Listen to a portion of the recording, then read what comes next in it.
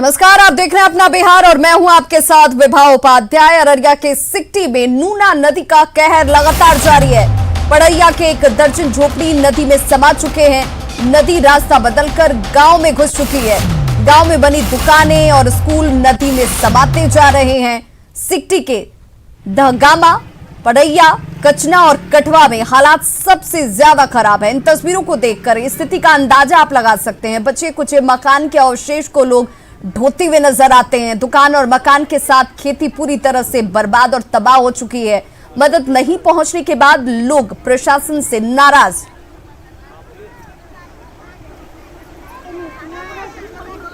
तो तस्वीरें आप देखिए, एक्सक्लूसिव तस्वीरें आपके टीवी स्क्रीन पर।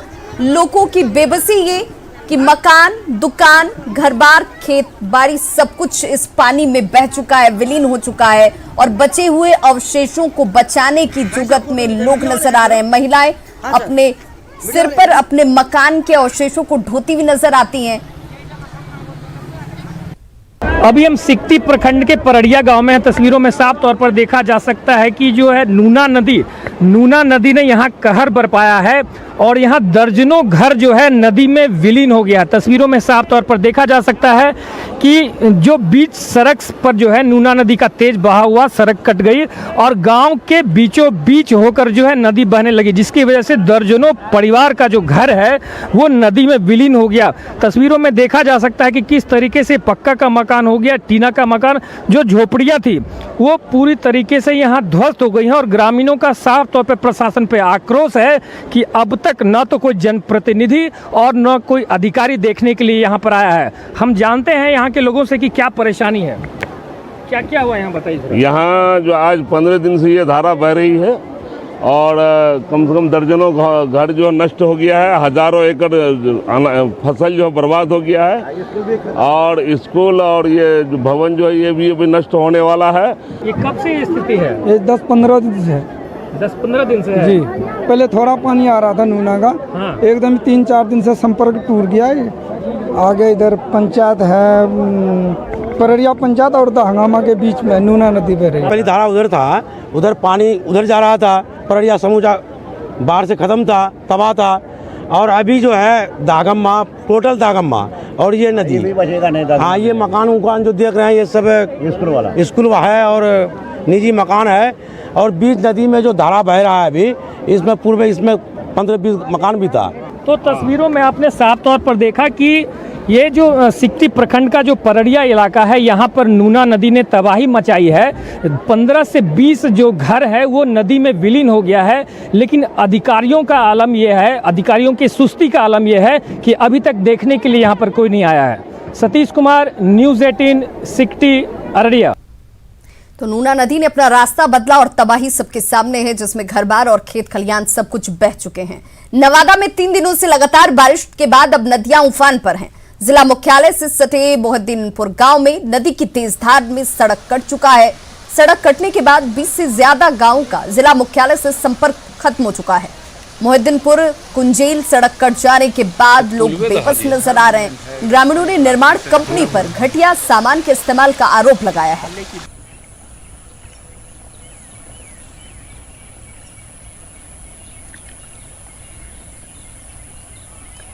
तो नवादा के बाद बेतिया की स्थिति देखिए। लगातार बारिश के बाद यहां पर भी नदी उफान पर है। जिले के 6 से ज्यादा प्रखंड के दर्जनों गांव बाढ़ की चपेट में हैं। बारिश की वजह से जिला मुख्यालय झील में तब्दील हो चुका है। लोग जल जमाव की समस्या से परेशान हैं। कई मोहल्लों में घुटने भर पानी लगा हुआ है और लोगों का जीवन नारकीय बन गया है। हालात का जायजा लिया हमारे संवाददाता प्रफुल्ल कुमार ने। पश्चिम चंपारण जिले में पानी का कहर जो है वो लगातार जारी है। पानी के कहर से लोग जो है पश्चिम चंपारण जिले को करा रहे हैं। आप देख सकते हैं कि मैं अभी ये वार्ड नंबर 2 और 3 का इलाका है, पूरा शहर जो है वो जलमग्न हो चुका है। आप देख सकते हैं इधर से जितने भी रास्ते हैं उसमें पानी जो है वो घुटने तक पानी भर चुका है। इधर से निकलने का जितना भी रास्ता होता है वो पानी से पूरी तरह लबालब हो चुका है। जल निकासी की कोई व्यवस्था नहीं है यहाँ पे और लोग जो हैं वो पूरी तरह परेशान हैं, अपने घरों में कैद हो गए हैं। जिले में लगातार हो रही बारिश के कारण यहाँ भी जल जमाव की भारी परेशानी और भारी समस्या का सामना लोग कर रहे हैं। ऐसे में अब ये देखना होगा, अभी 2 दिन का समय, 1 दिन का समय और बचा है जब मौसम विभाग का अलर्ट जारी किया गया है। तो इस परिस्थिति में अभी इनकी परेशानी जो है वो कम होने का कोई आसार नज़र नहीं आ रहा है। इनकी परेशानी में और इजाफा ही हो सकता है। प्रफुल्ल कुमार, न्यूज़ 18, बेतिया। बारिश के बाद दरभंगा शहर भी दरिया में तब्दील हो चुका है। सरकारी अस्पताल डीएमसीएच पूरी तरह से झील सा नजर आ रहा है। अस्पताल परिसर में पानी ही पानी आपको नजर आएगा। लोग घुटने भर पानी में आने जाने को मजबूर हैं। वहीं शहर के मुख्य बाजार लहेरिया सराय बाजार में भी पानी लगा हुआ है। दुकानों में पानी घुसने के बाद अब ज्यादातर दुकानें बंद हो चुकी हैं। सड़कों पर घुटने भर पानी में आना जाना लोगों की मजबूरी है। जल जमाव के बाद लोगों का गुस्सा नगर निगम और प्रशासन पर फूट पड़ा है। बाहर हम लोग को निकलना मुश्किल हो गया है। अब वार्ड से बाहर निकलना, सब जितना भी बाथरूम है से लेकर के, लेकिन बस पूरा जाम हो गया है। वहाँ पूरा ना कोई भी व्यवस्था यहाँ नहीं। इसका हाल हमारे विधायक जी को दिखाया जाए। आपके दुकान में पानी है, कितना पानी होगा? पानी 1 फीट से ऊपर था, अभी तो कुछ कमा है। सुबह तो 1 फीट से ऊपर था पानी। सीतामढ़ी और शिवहर जिले में एक बार फिर से बाढ़ ने दस्तक दे दी है। बागमती और अधवारा समूह की नदियों के जलस्तर में वृद्धि जारी है और इस वजह से कई मुख्य सड़कों पर आवागमन ठप हो चुका है। शिवहर सीतामढ़ी मार्ग और सीतामढ़ी सुरसंड NH 104 पर कई जगहों पर बाढ़ के पानी का तेज बहाव हो रहा है। इन सड़कों पर आम लोग किसी तरीके से अपनी यात्रा पूरी करने को मजबूर हैं। लोग जान में जोखिम डालकर ट्रैक्टर और पैदल किसी तरीके से यात्रा कर रहे हैं। बागमती नदी खतरे के निशान से 1 मीटर ऊपर बह रही है। हमारे सहयोगी ने इस इलाके का जायजा लिया। सीतामढ़ी और शिवहर जिले में एक बार फिर से बाढ़ ने दस्तक दे दी है। बागमती और अधवारा समूह की नदियों के जलस्तर में लगातार वृद्धि जारी है, जिसके कारण कई मुख्य सड़कों पर आवागमन पूरी तरीके से ठप हो गया है। यह सीतामढ़ी और सुरसंड को जोड़ने वाली NH 104 है। आप तस्वीर देख सकते हैं, यहाँ पर बाढ़ के पानी का तेज बहाव है और लोग किसी तरीके से अपनी यात्रा पूरी कर रहे हैं। लोगों की मजबूरी क्या है कि यहाँ ट्रैक्टर के जरिए लोग जान जोखिम में डालकर सड़क पार कर रहे हैं और इनका आर्थिक दोहन भी हो रहा है। हर साल बाढ़ के दौरान इस सड़क की यही स्थिति होती है। सबसे गंभीर बात यह है कि यहाँ पर 5 साल पहले पुल निर्माण के लिए आधारशिला रखी गई थी, लेकिन काम की गति इतनी धीमी है कि 5 साल होने के बाद पुल का निर्माण कार्य पूरा नहीं हुआ है, जिसके कारण लोगों को इस तरह की समस्या झेलना पड़ रहा है। हमारे साथ कुछ लोग हैं जिनसे जानने की कोशिश करते हैं कि आखिर कितनी परेशानी हो रही है। बताइए कितनी परेशानी हो रही है? बहुत परेशानी हो रही है। यहाँ पर पैदल जाने वाले यात्री को भी परेशानी हो रही है, बाइक ले जाने वाले को परेशानी हो रही है। यहाँ पर ट्रैक्टर वाले 50 रुपए लेकर एक मोटरसाइकिल पे पार कर रही है, जो गरीब मजदूरों पर बहुत असर पड़ रहा है। और यहाँ पर सरकार देख नहीं रही है कि यहाँ पर कितना परेशानी पब्लिक उठा रही है। यहाँ तो आने जाने वालों के लिए आप देख ही रहे हैं कितनी परेशानी है। लोग ट्रैक्टर से पार कर रहे हैं। जब जो भी लोग जाते हैं अपनी जान जोखिम में जाल के जाते आते हैं। अब काम करने गरीब आदमी करे तो क्या करे, जाना तो आना तो पड़ेगा ही। अब यहाँ सरकार कोई ध्यान नहीं दे रही है। लगभग 5-6 साल से ये पुल का निर्माण हो रहा है, लेकिन जब भी हाथ लगता है पता नहीं क्या समस्या आती है और काम रुक जाता है। 10 दिन काम होता है, फिर काम रुक जाता है। अभी हम लोग ट्रैक्टर वाले को 10 रुपया देते हैं, जब 50 रुपया देते हैं, वो आगे पार कर देता है हम लोग। बाढ़ के कारण लोगों का जीना मुहाल हो गया है और कहा जा सकता है कि दोबारा सीतामढ़ी और शिवहर जिले में बाढ़ ने दस्तक दे दी है। और शायद यही वजह है कि यहाँ के लोगों को जान हथेली पर रखकर अपनी यात्रा को किसी तरीके से पूरा करना पड़ रहा है। राकेश रंजन, न्यूज़ 18, सीतामढ़ी। तो किशनगंज के लौचा पंचायत में भारी कटाव की समस्या है। हालात ये हैं कि दर्जनों घर नदी में समा चुके हैं।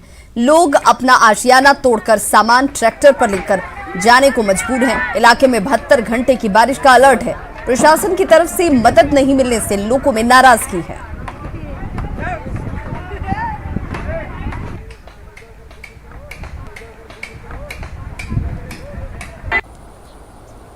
बांका में बेखौफ बालू माफिया सरकार को करोड़ों का चूना लगा रहे हैं। यही नहीं, बांका मुंगेर की सिम पर बदुआ नदी पर बने पुल के पास से लगातार बालू का उठाव हो रहा है। पुल के पास से बालू उठाव की वजह से पुल का एक पाया धंस चुका है। हालत ये है कि यातायात पूरी तरह से ठप होने की कगार पर आ गया है। 2010 में पथ निर्माण विभाग ने करीब 7 करोड़ की लागत से कांवरिया पथ पर इस पुल का निर्माण कराया था। इस पुल के बनने से बांका और मुंगेर के दर्जनों गांव का संपर्क जुड़ा हुआ है। अब पाया धंसने से इलाके के लोगों का संपर्क भंग होने को लेकर डर सता रहा है।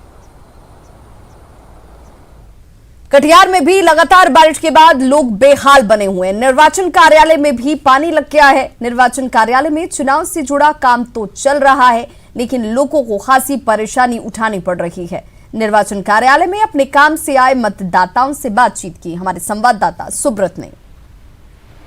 बिहार में विधानसभा चुनाव का बिगुल बज चुका है। इस बीच ये नज़ारा कटिहार निर्वाचन कार्यालय का है। आप देख सकते हैं कि निर्वाचन कार्यालय का पूरा परिसर जलमग्न है।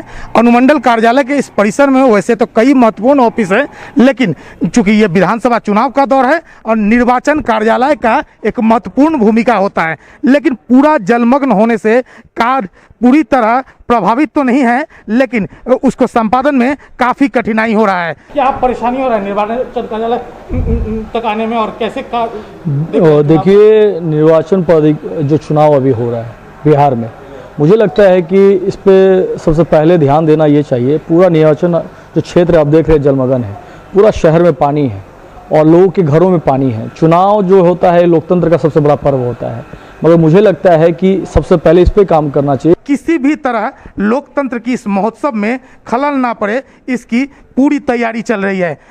कटिहार का यह नज़ारा है। परिसर पूरा जलमग्न है, लेकिन जो कर्मी है पूरे तरह मुस्तैद है ताकि लोकतंत्र की इस महापर्व की लोगों की हिस्सेदारी ज़्यादा से ज़्यादा हो सके। सुब्रत, न्यूज़ 18 कटिहार। बांका में 13 करोड़ की लागत से बना सड़क गड्ढे में तब्दील हो गया। राष्ट्रीय राजमार्ग 333A एक बरसात में भी यहां टिक नहीं पाया।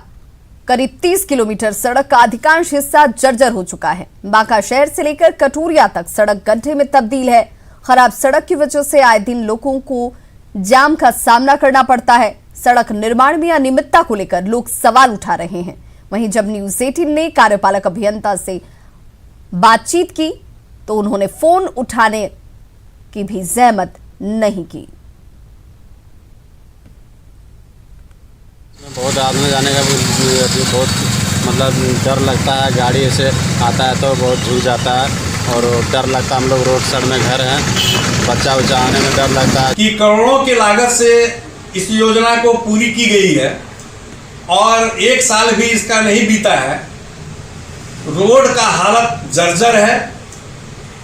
जैसे कि कहावत है, सड़क में गड्ढा नहीं, गड्ढा में सड़क है, इस तरह की हालत हो गई है। जो सड़कें बनती है अमूमन बरसात में भारी वाहन इस रोड से बहुत जाना आना होता है। तो भारी वाहनों के दबाव के कारण और निर्माण के क्वालिटी के कारण सड़क ध्वस्त हो जाती है।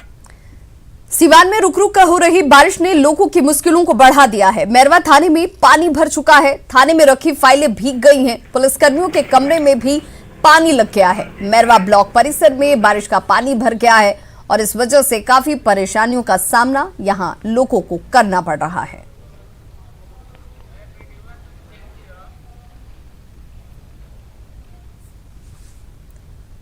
रात्रि गश्ती हम चले गए थे। इतना अनुमान नहीं था कि इतना पानी आ जाएगा।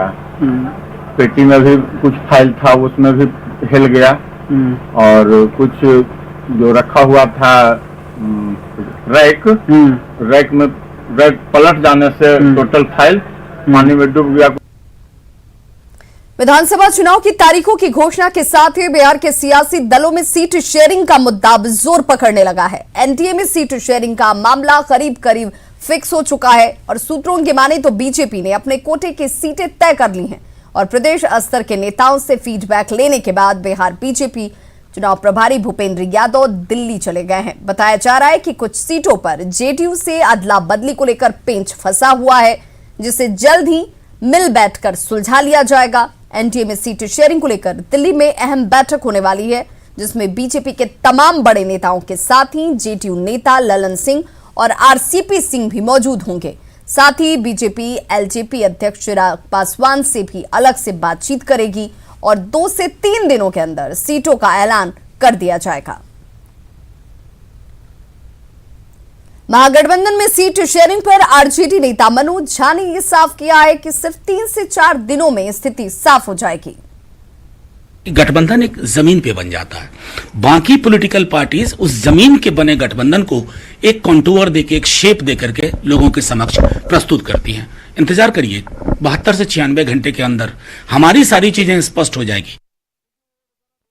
कि पूर्व डीजीपी गुप्तेश्वर पांडे ने जेडीयू में शामिल होने से इनकार किया है। बड़ी खबर यह कि पूर्व डीजीपी गुप्तेश्वर पांडे का इनकार इस वक्त सामने है। फिलहाल जेडीयू में शामिल होने से उन्होंने इनकार किया है। अभी चुनाव लड़ना तय नहीं है, ये कह रहे हैं गुप्तेश्वर पांडे।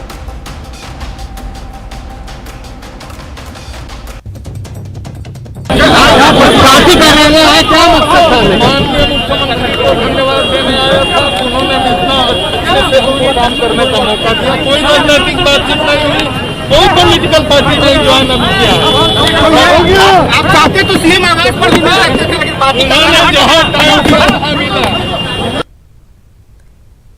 तो पूर्व डीजीपी गुप्तेश्वर पांडे इनकार कर रहे हैं। वो कह रहे हैं कि वो अभी पार्टी ज्वाइन नहीं कर रहे हैं, सिर्फ धन्यवाद कहने के लिए यहां तक पहुंचा हुआ हूं। हालांकि लगातार इस तरह की चर्चाएं बेहद तेज होती हुई कि पूर्व डीजीपी गुप्तेश्वर पांडे जेडीयू में शामिल हो सकते हैं और इस वक्त वो कार्यालय में भी पहुंचे हुए हैं जेडीयू के, जहां पर उनकी मुलाकात नीतीश कुमार के साथ हो रही है। बीजेपी विधायक संजय सरावगी का एयर टिकट बिना बताए रद्द हो गया है। विधायक ने 8 नवंबर को दरभंगा से दिल्ली का टिकट स्पाइस जेट से बुक कराया था। साथ ही अपने टिकट को सोशल मीडिया पर डालकर खुशी भी जाहिर की थी। लेकिन विधायक जी की खुशी उस वक्त काफुर हो गई जब स्पाइस जेट ने उनके टिकट को ही रद्द कर दिया। नाराज विधायक का कहना है कि जब मैंने टिकट रद्द ही नहीं करवाया तो टिकट रद्द आखिर कैसे हुआ। वहीं उन्होंने इस धोखाधड़ी को लेकर नगर थाने में शिकायत तक दर्ज कराई है। साथ ही स्पाइस जेट से लिखित शिकायत दर्ज कराई गई है। 8 नवंबर से दरभंगा से शुरू होने वाली उड़ान सेवा से पहले ही गड़बड़झाला देखने को मिल रहा है।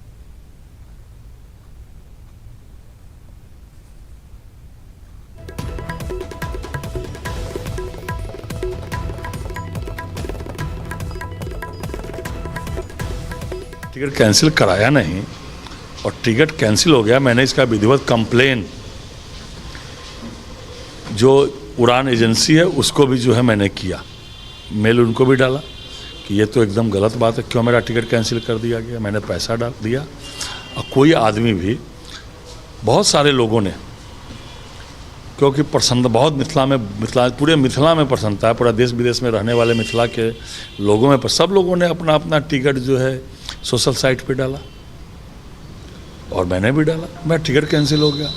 मैंने थाना में भी